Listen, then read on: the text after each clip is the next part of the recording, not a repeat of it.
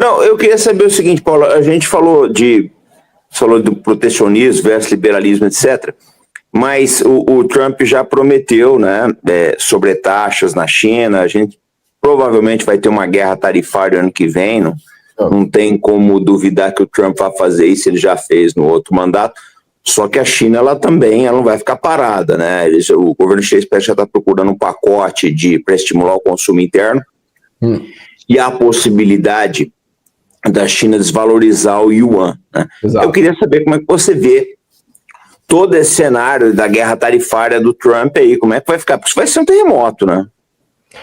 Eu acho que uma das consequências importantes que a gente tem para monitorar é a inflação. Há um risco, eu tenho dito que há um risco de um novo capítulo inflacionário no planeta, porque agora que a gente está terminando o capítulo da inflação da pandemia, que tinha a ver com aquela desestruturação das cadeias de comércio, enfim, tudo que a gente já falou. Agora que acabou de acabar o capítulo inflação-pandemia, corre o risco de começar o capítulo inflação do Trump, porque essas tarifas são inflacionárias, porque já na cabeça você tarifa o produto chinês, ele fica muito mais caro lá nos Estados Unidos, e a China, para se defender, como você bem falou, pode desvalorizar o yuan, porque como é que você tenta neutralizar uma tarifa contra você? Desvaloriza a moeda. Então, o país põe uma tarifa de 20, você desvaloriza a moeda em 20. Né? É uma maneira de neutralizar, mas é uma maneira inflacionária. Né? Porque se a China desvalorizar demais, eventualmente, hoje ela não tem um problema de inflação, aliás, ela está quase com deflação. Mas se ela desvaloriza, ela acaba obrigando as outras moedas também a se desvalorizarem, os concorrentes chineses. Né? É ruim para o Brasil, porque o Brasil compete com a China, então uma moeda mais desvalorizada da China, daqui a pouco o real vai estar em $1 R$6, né?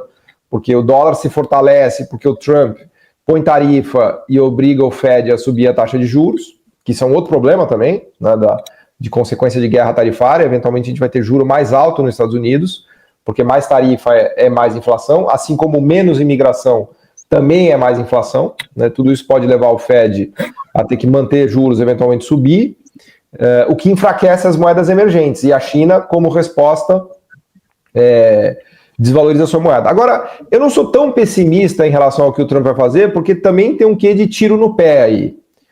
Né? Eu estava lendo um analista esse fim de semana que falou uma coisa interessante. Ele falou assim, olha, se os Estados Unidos tentar machucar demais a China, pode ser que ele se machuque ainda mais. Ou seja, ao tentar machucar a China, os Estados Unidos também se machuca, porque ele vai promover ineficiência, ele vai promover aumento de custo, ele vai promover inflação.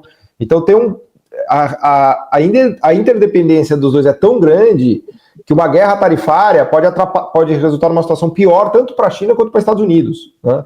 É uma coisa curiosa, porque assim, economicamente eles têm uma interdependência muito grande. Então, por exemplo, hoje a exportação da China para os Estados Unidos é de 550 bilhões de dólares por ano, tá? 550 bi, é o maior, dá 15% das importações americanas, né? Então imagina uma tarifa linear nisso aí de 10, 20, 30%. Vai ser um aumento de custo brutal na cesta. O americano vai ficar puto, o americano médio que votou no Trump não vai gostar, porque a máquina de cortar grama que ele vai comprar vem da China, vai custar 30% mais caro, né? O trator para fazer para plantar as coisas no campo também vem mais barato, é da China, vai ficar 30% mais caro. O iPhone que ele compra vai ficar 20% mais caro, também é produzido na China. Então tem um amortecedor nessa história toda, que é essa interdependência que é muito grande. Né? Então eles vão ficar meio que latindo na retórica e tal, mas também não sei se o Trump vai poder pesar demais a mão nisso, porque ele vai criar um processo inflacionário nos Estados Unidos que vai contra ele. Né? Tem um limite aí do quanto que o Trump pode também cumprir o que ele prometeu, né?